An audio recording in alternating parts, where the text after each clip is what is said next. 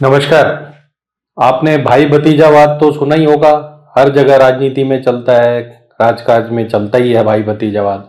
अब एक नया सिलसिला शुरू हुआ है, ससुर और बेटा बेटीवाद। चाहे दुनिया के किसी भी कोने में आप चले जाएं, आप किसी को भी अपना नेता चुनते हैं, वो सिर्फ एक काम करता है, भाई भतीजावाद, और जिसको हम नेपोटिज्म कहते हैं अंग्रेजी में। और अपने बेटों को सेट करना, अपने दामाद को सेट करना, इसी सब में जिंदगी बीत जाती है। और वो कह के क्या आता है कि मैं ऐसा कर दूंगा, मैं वैसा कर दूंगा, और अच्छे दिन ला दूंगा, और इकोनॉमी ठीक कर दूंगा, और सब कर दूंगा। अब अमेरिका में 4 साल तक माननीय बाइडेन जी कहते रहे कि अपने बेटे को माफ नहीं करेंगे। वो बेटा उनका इतना बदमाश है कि ड्रग्स में फंसा हुआ है, राइफल केस में फंसा हुआ है, मतलब गैर कानूनी हथियार रखने के केस में। उससे उनने उनको माफी दे दी जाते जाते। अब अगले महीने उनको जाना है, लेकिन इस महीने पहले माफी कर दी। President Biden breaks yet another promise to the American people. You guys ran against Donald Trump saying that he was a threat to democracy as well, that the integrity of a person, that Joe Biden was an honorable man. Is this the honorable thing to do? Conservative media is outraged after President Biden pardoned his son, Hunter. और वहां presidential pardon, मतलब राष्ट्रपति जो pardon करता है, वो उसका राज अधिकार जैसा है, जैसे कि ब्रिटेन की महारानी या मकाऊ के महाराजा, इस तरह की उनकी राज अधिकार है। अब उन्होंने न सिर्फ उसको माफ किया है, अपने ये जो 2 उसके केस चल रहे थे FBI की, इससे, बल्कि ये कह दिया है कि 2014 से लेकर 2024 तक अगर उसने कुछ भी गड़बड़ की है तो वो भी माफ। तो 81 साल के बुढ़ऊ ने ये तोहफा दिया है अमेरिका को। उधर 77 साल के बुढ़ऊ ट्रंप जो जीत के आए हैं, वो तोहफे का एक भंडार लेके आए हैं। उन्होंने अपने दोनों समधी, यानी अपनी दोनों लड़कियों के ससुर, उनको पद में ला दिया। एक को फ्रांस का एम्बेसडर बना दिया है, वो है श्री जैरेड कुशनर, जो उनकी लड़की इवांका ट्रंप, जो उनकी लड़की है, उसका हस्बैंड है जैरेड कुशनर, जो कि पिछली एडमिनिस्ट्रेशन में भी था, और इस बार फिर वो व्हाइट हाउस में घुस के कुछ ना कुछ स्पेशल एनवॉय टाइप का कुछ बन जाएगा वहां पे। उसके पिताजी हैं चार्ल्स कुशनर, वो किसी गोरख धंधे में फंसे हुए थे, जिससे जब पिछली बार ट्रंप राष्ट्रपति थे तब उन्होंने उसको प्रेसिडेंशियल पार्डन दिया था। अब इस बार उसको फ्रांस का एम्बेसडर बना दिया है। दूसरी लड़की है टिफनी। टिफनी के फादर इन लॉ हैं मसाद बुलोस। अब ये हैं लीबियन अमेरिकन, तो इनको मिडिल ईस्ट का एडवाइजर बना दिया है।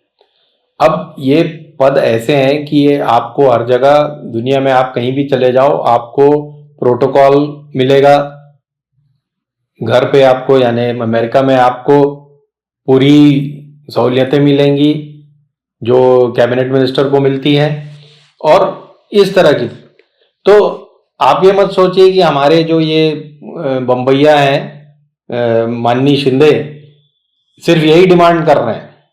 सारे लोग ऐसे ही हैं। शिंदे अभी कह रहे हैं कि मेरे बेटे को डिप्टी CM बना दो और मेरे को केंद्रीय मंत्री बना दो। तो ये उनकी आप देखिए हरकतें। लालू प्रसाद खानदान आप देख ही चुके हो, सिंधिया खानदान आप देख ही चुके हो।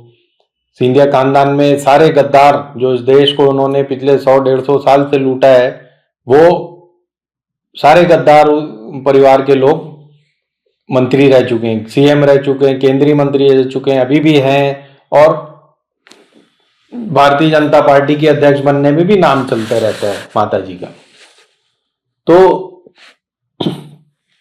ये नया कुछ नहीं है, लेकिन अमेरिका के लिए नया है।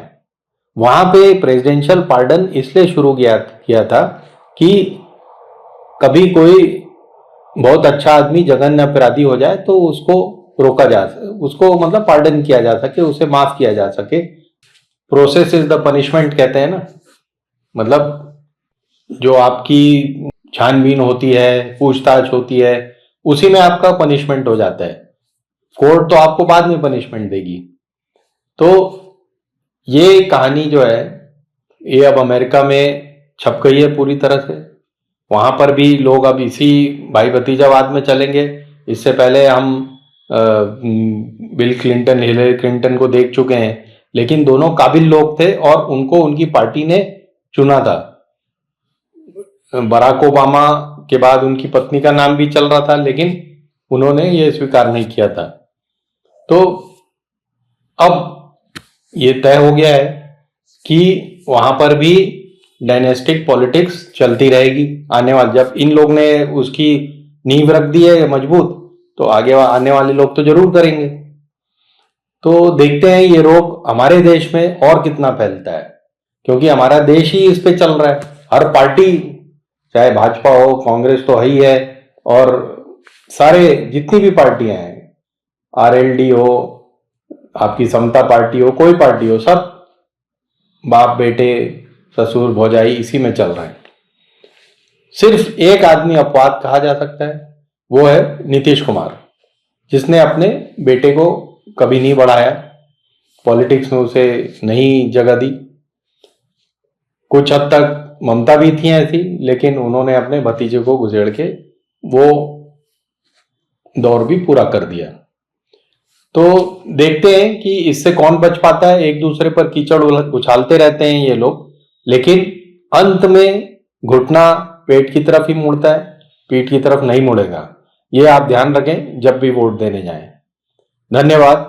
हिंदुस्तान जिंदाबाद।